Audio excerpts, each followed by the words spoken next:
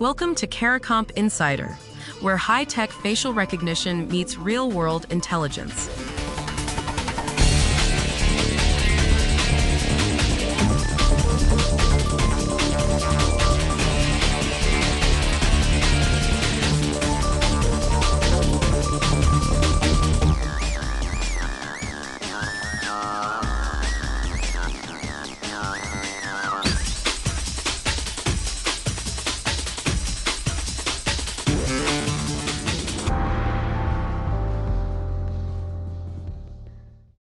There's an app on your Windows 11 computer right now that's scanning your family photos for faces.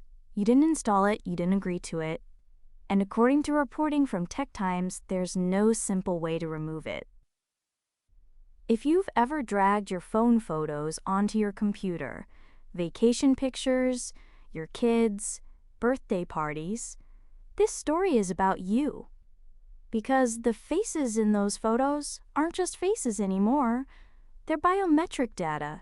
That's the same category as your fingerprint or your iris. Here's the situation. TechTimes reports that Microsoft's photo tool on Windows 11 quietly gained the ability to detect and group faces across your library. The install was silent, no pop-up, no checkbox. And as of the end of July, Microsoft hadn't put out a public statement, updated its privacy documentation, or offered a clear way to strip the feature out. So the question that runs through everything today: when a computer starts analyzing your face without asking, who actually said yes? Let's start with the part that makes this more than a Microsoft story. This exact pattern has already been to court. The Federal Trade Commission, that's the FTC, the government's consumer watchdog, went after a photo app company years ago. According to that settlement, the company told users they could choose to turn on facial recognition. But the FTC alleged the feature was switched on by default. No opt-out offered. That case set a marker. Regulators decided that turning on face scanning without a real yes is deceptive. Now sit with that. The government already prosecuted a company for doing roughly this. And here it appears again on one of the most common operating systems on Earth. The second thing to understand is the law has moved. 20 states have now passed comprehensive privacy laws that treat your biometric data as sensitive. Under those laws, a company is supposed to get your explicit permission and opt in before it processes your face.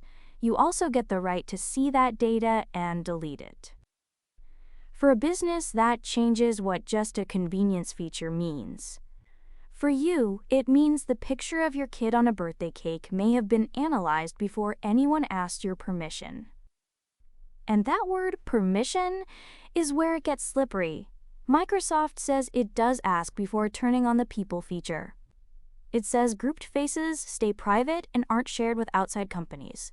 It even says your face isn't used to train its AI models. But there's a gap. If the scanning happens before you ever see a prompt, then the yes came too late. Consent you give after the fact isn't really consent. There's a second gap, the exit. Real consent needs a real off switch. If getting rid of this feature means uninstalling core parts of your operating system, then you can't meaningfully say no. The door in is silent. The door out is bolted shut. Here's the reframe. The debate isn't whether sorting photos by face is useful. It is. The real test is simple. If the install path is one click and silent, the removal path should be just as easy. When those two paths don't match, the choice was never really yours. So the plain version. There's a face scanning feature on Windows 11 that showed up quietly, and it's hard to turn off. A photo company already got in trouble with regulators for this exact move, and 20 states now say a company must ask first, clearly, before it reads your face. Whether you manage devices for a living or just store your family photos on a laptop, this decides one thing: Who controls the faces in your pictures? You or the software? I linked the full article below, worth a read. Now you know something most people in this industry don't. Use it. And when you're ready to put it to work, caracomp.com. We'll see you tomorrow.